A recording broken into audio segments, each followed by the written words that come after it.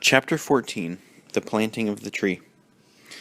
"Well done," said Aslan, in a voice that made the earth shake. Then Diggory knew that all the Narnians had heard those words, and that the story of them would be handed down from father to son in that new world for hundreds of years, and perhaps forever. But he was in no danger of feeling conceited, for he didn't think about it at all now that he was face to face with Aslan. This time he found he could look straight into the lion's eyes. He had forgotten his troubles, and felt absolutely content. "Well done, son of Adam," said the lion again. "For this fruit you have hungered and thirsted and wept. No hand but yours shall sow the seed of the tree that is to be the protection of Narnia. Throw the apple towards the river bank, where the ground is soft." Diggory did as he was told. Everyone had grown so quiet that you could hear the soft thump where it fell into the mud. "It is well thrown," said Aslan. "Let us now proceed to the coronation of King Frank of Narnia and Helen his queen." The children now noticed these two for the first time. They were dressed in strange and beautiful clothes, and from their shoulders rich robes flowed out behind them to where 4 dwarves held up the king's train and 4 river nymphs, the queens. Their heads were bare, but Helen had let her hair down, and it made a great improvement in her appearance. But it was neither hair nor clothes that made them look so different from their old selves. Their faces had a new expression, especially the king's. All the sharpness and cunning and quarrelsomeness which he had picked up as a London cabby seemed to have been washed away, and the courage and kindness which he had always had were easier to see. Perhaps it was the air of the young world that had done it, or talking with Aslan, or both. "Upon my word," whispered Fledge to Polly, "my old master's been changed nearly as much as I have. Why, he's a real master now." "Yes, but that doesn't buzz in my ear like that. It tickles so." "Now," said Aslan, "some of you undo that tangle you have made with those trees, and let us see what we shall find there." Diggory now saw that where 4 trees grew close together, their branches had all but laced or tied together with switches so as to make a sort of cage. The 2 elephants with their trunks and a few dwarfs with their little axes soon got it all undone. There were 3 things inside. One was a young tree that seemed to be made of gold. The second was a young tree that seemed to be made of silver. But the third was a miserable object in muddy clothes sitting hunched up between them. "Gosh," whispered Diggory, "Uncle Andrew!" To explain all this, we must go back a bit. The beasts, you remember, had tried planting and watering him. When the watering brought him to his senses, he found himself soaking wet, buried up to his thighs in earth, which was quickly turning into mud, and surrounded by more wild animals than he had ever dreamed of in his life before. It is perhaps not surprising that he began to scream and howl. This was in a way a good thing, for it at last persuaded everyone, even the warthog, that he was alive. So they dug him up again. His trousers were in a really shocking state by now. As soon as his legs were free, he tried to bolt, but one swift curl of the elephant's trunk round his waist soon put an end to that. Everyone now thought he must be safely kept somewhere till Aslan had time to come and see him and say what should be done about him. So they made a sort of cage or coop all around him. They then offered him everything they could think of to eat. The donkey collected great piles of thistles and threw them in, but Uncle Andrew didn't seem to care about them. The squirrels bombarded him with volleys of nuts, but he only covered his head with his hands and tried to keep out of the way. Several birds flew to and fro, diligently dropping worms on him. The bear was especially kind.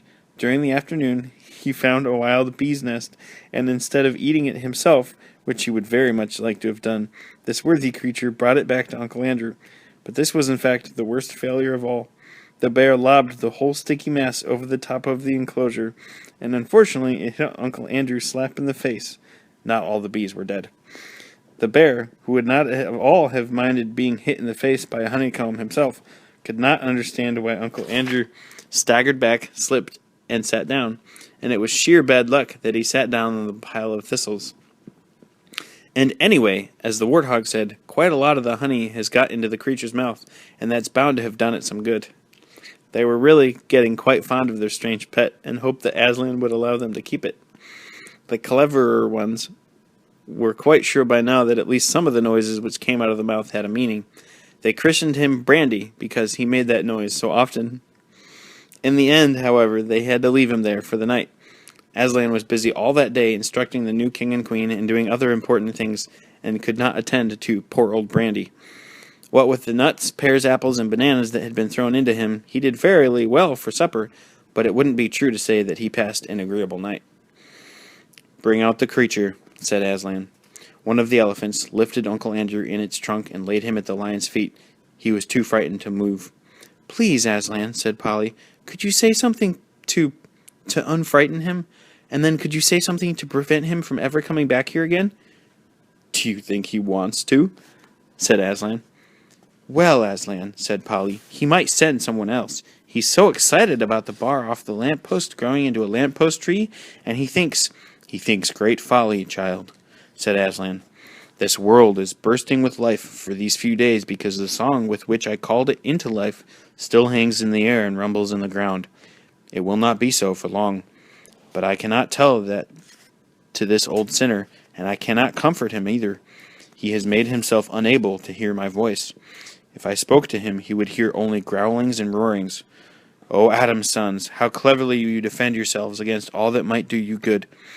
But I will give him the only gift he is still able to receive."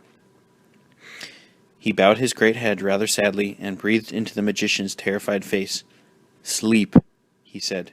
"Sleep, and be separated for some few hours from all the torments you've devised for yourself." Uncle Andrew immediately rolled over with closed eyes and began breathing peacefully. "Carry him aside and lay him down," said Aslan. "Now, dwarfs, show your smithcraft. Let me see you make 2 crowns for your king and queen." More dwarfs than you could dream of rushed forward to the golden tree.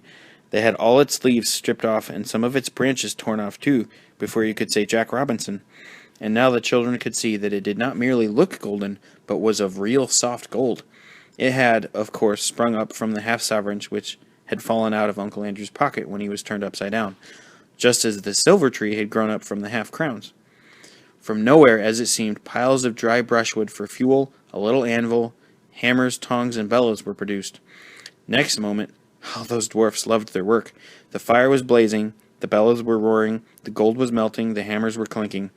2 moles, whom Aslan had set to dig, which was what they liked best, earlier in the day, poured out a pile of precious stones at the dwarf's feet.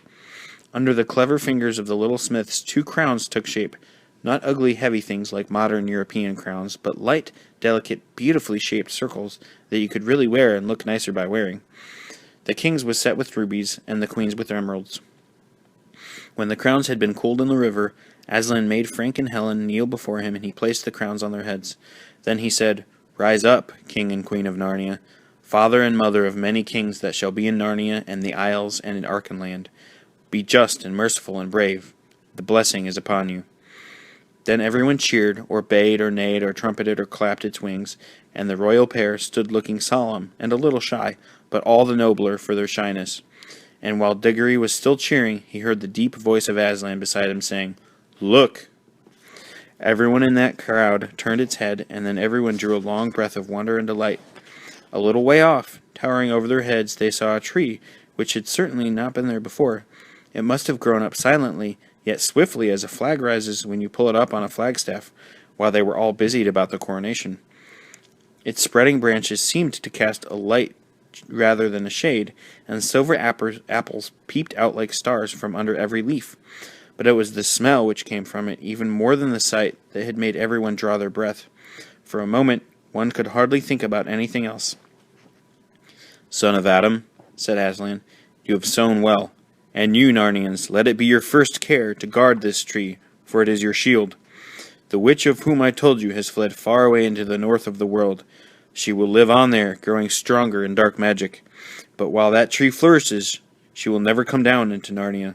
She dare not come within 100 miles of the tree, for its smell, which is joy and life and health to you, is death and horror and despair to her."